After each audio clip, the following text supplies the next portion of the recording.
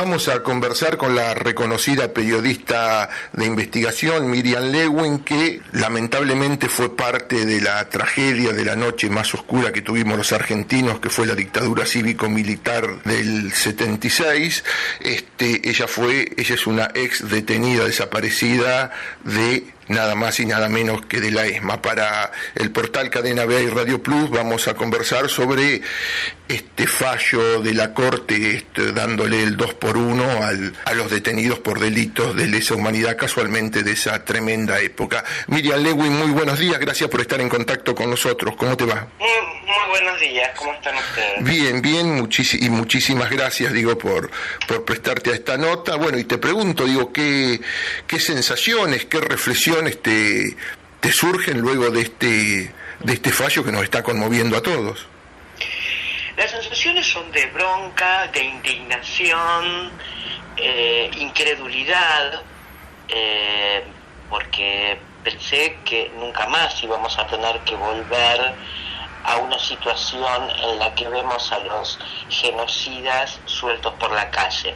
Pero son los compromisos que este gobierno, incluso antes de ganar las elecciones, tuvo con los sectores vinculados a los asesinos, violadores, ladrones de bebés y sus familiares. Es decir, ellos consideran que son presos políticos, que sus, entre comillas, derechos humanos están siendo violados. Y en el seno del gobierno de Macri está enquistado lo peor de la derecha argentina. En el seno del gobierno de Macri hay gente travestida como Darío Lo Pérfido, ¿no? Y digo travestida porque viene del radicalismo, que fue el gestor del juicio a la Junta, que se atreve a cuestionar lo de los 30.000 desaparecidos. Y ahora encima lo mandan a Alemania. En Alemania los negacionistas van a la cárcel, es decir, quienes se atreven a cuestionar los crímenes del nazismo van a la cárcel, y salvando las distancias, Darío Lo Pérfido, Gómez Centurión y toda una lista de personas que estoy convencida, como Hernán Lombardi, que piensan lo mismo, que piensan exactamente lo mismo, pero por una cuestión de inteligencia, ubicuidad y pudor no lo dicen. Bueno, es en el seno de este gobierno que se está dando el 2x1, con dos miembros de la Corte que profesionalmente pueden haber sido irreprochables, pero que en función de pagar las cuentas debidas diseñan un mamarracho jurídico, porque no son solo los militantes de derechos humanos y los partidos políticos de izquierda quienes están acusando a esta Corte de haber diseñado y dado a luz un mamarracho jurídico, porque ni siquiera se dan las condiciones que ellos alegan en su fundamentación en el caso de Luis Muiña, este torturador del chalet, del Hospital Posadas. Entonces para vos esta no es una justicia independiente, una corte independiente en este fallo, como ejemplo ha dicho Fernández Mejide. No, la corte no es independiente, esta corte no es independiente. En general, desgraciadamente, la justicia no es independiente en la Argentina del poder político, y en este caso es flagrante la actitud de la Corte de pagar con un fallo que le abre la puerta a la salida de la cárcel de genocidas como Echecolás, sospechado del asesinato, de la segunda desaparición y seguramente el asesinato de Jorge Julio López, al Tigre Acosta, ladrón, violador. A ver, yo no estoy diciendo ladrón y violador en medio de un ataque de bronca irracional. Estoy refiriéndome y ateniéndome justamente a fallos de la justicia. Es decir, el Tigre Acosta ha sido procesado por abuso sexual. El Tigre Acosta ha sido procesado por apropiación de bienes, es decir, secuestraba gente para quedarse con sus casas, con sus campos. En realidad, todos estos supuestos cruzados que defendían la sociedad occidental y cristiana son culpables de crímenes que no tienen justificación ni siquiera en una en una guerra convencional y mucho menos en una guerra santa, supuestamente. A mí, la verdad es que la independencia de la justicia me parece un cuento, y en el caso de esta corte, mucho más todavía. Bueno, desde los jueces de la servilleta, para los que tenemos solamente memoria reciente, hasta acá la justicia no ha sido independiente. Bien, digo, ahí me hablabas del Tigre Acosta, y no te pido un relato particular tuyo, sino en general, digo, que recuerdes, digo, que hagamos memoria recordando qué fue la ESMA, pensando en eso, que un tipo como Acosta puede volver a caminar por las calles de la ciudad de Buenos Aires libremente, ¿no? No voy a hablar de que el Tigre Acosta asesinó, por ejemplo, a un chico de 14 años, Florial Avellaneda. No voy a hablar de que asesinó a Lola Levenson, que era una abuela que lo único que hacía era cuidar de su nieto. Recordemos el grupo de la Santa Cruz, las fundadoras de Madres de Plaza de Mayo y las monjas francesas Leonie Duquet y Alice Mo. El Tigre Acosta es un asesino de monjas y de madres. Es también un violador, ha sido procesado por delitos sexuales. Es también un corrupto, porque hay testimonios que dicen que en los viajes a Europa falsificaban boletas, facturas, para pasar facturas de hoteles, de estacionamientos, y estafar a la propia armada, ¿no? Eso lo hacían con la mano de obra esclava de los prisioneros en el sótano de la ESMA. O sea, esto es para los que dicen en la época de los militares no había corrupción. Eran absolutamente corruptos, ¿no? Y eran capaces de matar, por ejemplo, a los maridos de sus amantes, como en el caso de Fernando Branca, el marido de Marta McCormack, la amante de una de las tantas amantes de la Pera. Y la verdad es que me parecía que ya no era necesario recordar lo que habían hecho y por qué merecían estar en la cárcel. Pero una de las cosas más, digamos, que tiene un sentido más práctico, es que son miles los que se han animado, y me incluyo, a declarar en su contra, en contra de ellos. Y ellos son capaces de hacer desaparecer un testigo. Es decir, son gente de temer, son gente peligrosa, peligrosa dentro de la cárcel controlada. Imagínense lo que son por la calle o en domiciliaria, ¿no? Porque la domiciliaria en este país realmente no existe. La domiciliaria implica que hay un policía vigilando en la puerta, ni siquiera una pulsera electrónica, porque no hay. Recordemos la cantidad de veces que fotógrafos, reporteros gráficos han encontrado en la calle a quienes cumplían domiciliaria. O sea, realmente, si hay un programa nacional de protección de testigos potente, refuercen por favor el presupuesto, porque van a necesitar incluir en el programa nacional de protección de testigos miles de personas, y esto es inviable. Por lo menos dentro de la cárcel estaban controlados. Fuera de la cárcel van incluso a empezar a operar políticamente. Sí. Porque muchos de estos personajes, muchos, Patti, por ejemplo, han tenido vinculaciones con la política. Bussi, que ya no está, pero bueno, digamos, personajes de esa calaña que juegan tanto en democracia como en dictadura, con las manos llenas de sangre. Y lo peor de todo es que la gente los vota. Sí, me parece también que no sé qué pensás vos, hay algo muy grave. Esto también impacta en el presente, en las fuerzas de seguridad, en las fuerzas policiales que pueden llegar a creerse impugnes, ¿no?, para hacer determinadas acciones, ¿no?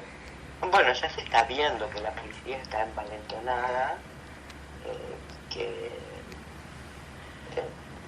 cada vez más estamos asistiendo a episodios de represión absolutamente brutales e injustificados.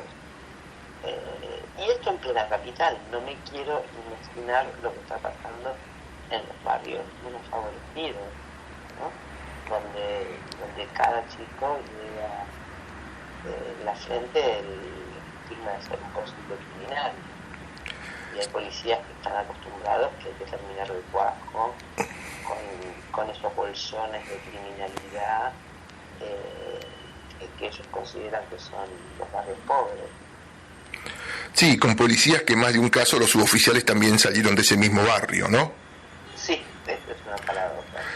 Digo, con una incomprensión de clase importante. Sí, totalmente. Un resentimiento. Bueno, no en vano uno dice que cuando la clase media recibe beneficios, que cuando un miembro de la clase trabajadora asciende, independiente por mérito propio, ¿no? Políticas estatales. Entonces dice, ¿por qué el asistencialismo? ¿Por qué les pagan planes a ellos que no trabajan? ¿No? Cuando él está convencido de que él atendió socialmente, no como consecuencia de una política económica social, sino como consecuencia de su propio esfuerzo, exclusivamente. Y entonces se resiente, no quiere que el de abajo esté bien, está convencido de que no lo merece. Dos cositas para ir cerrando. Primero, acércate un poquito más, digo, al teléfono, porque la última prueba te escuchamos muy... Ahí bárbaro. Y bueno, y para cerrar, digo, dos en una. Digo, mira, yo siempre me acuerdo aquella marcha contra el indulto, en la que los radicales que tenían la culpa, digo, el complejo de culpa de la obediencia debida y el punto final, marcharon últimos. Y hubo gente que los aplaudió, digo, fueron la última columna. Digo, ¿crees que podrá haber este 10, digo, una marcha de unidad, digo, que por algún momento, digo, el kirchnerismo y los organismos que no son kirchneristas y la izquierda, digo, no se chicaneen y dividan, digo, algo tan importante como esta marcha?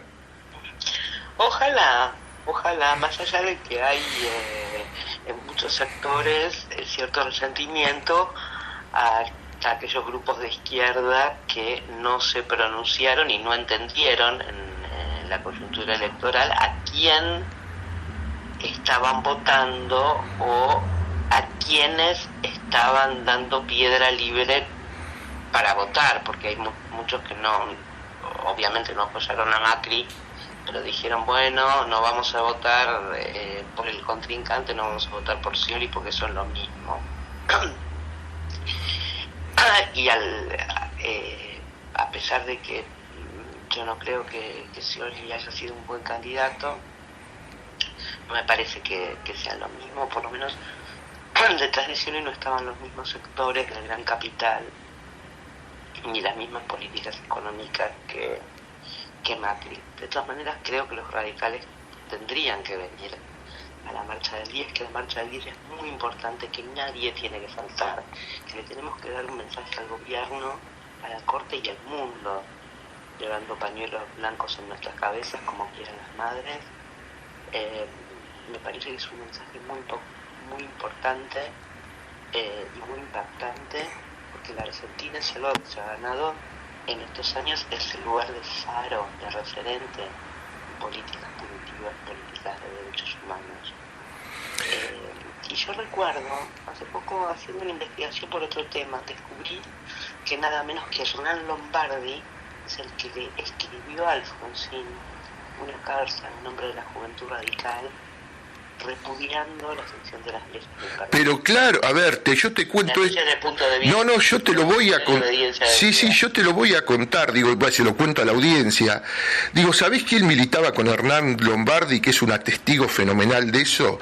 Mariana Moyano. Eso era la juventud radical que no baja las banderas, la JR que no baja las banderas, y corrían por izquierda a Alfonsín corrían por izquierda a la coordinadora y a Alfonsín por el punto final y la obediencia debida. No, era un grupo tremendo, digo, eran los troscos dentro del radicalismo, digo, Mariana Moyano es una testigo fenomenal de esa historia. Bueno, veo entonces que no me equivoco. Entonces me encantaría ver a Hernán Lombardi, no digo codo a codo con Mariano Moyano, porque creo que ya no va a ser posible. Ha corrido mucha agua bajo el puente, y la política de medios presuntamente pluralista que lleva adelante Hernán Lombardi es una gran mentira. Nunca más que ahora ha habido un discurso único. Ha despedido a 21 directoras de Radio Nacional, muchos de ellos que habían accedido a su cargo por concurso, y los ha dejado sin trabajo. Muchos de estos 21 trabajadores venían trabajando en la radio desde hacía décadas. Bueno, pero es Hernán Lombardi.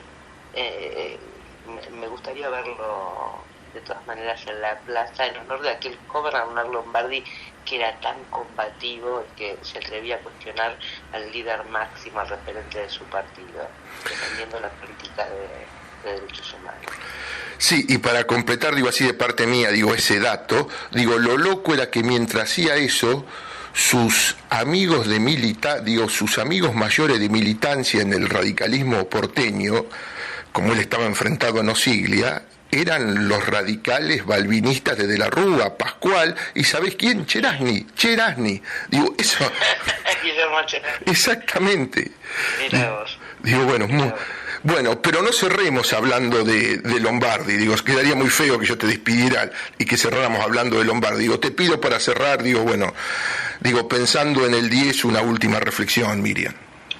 Hay que ir, hay que estar, hay que acompañar a las madres, hay que acompañar a las abuelas, y tenemos que estar todos juntos. Radicales, trotskistas, comunistas, peronistas, kirchneristas.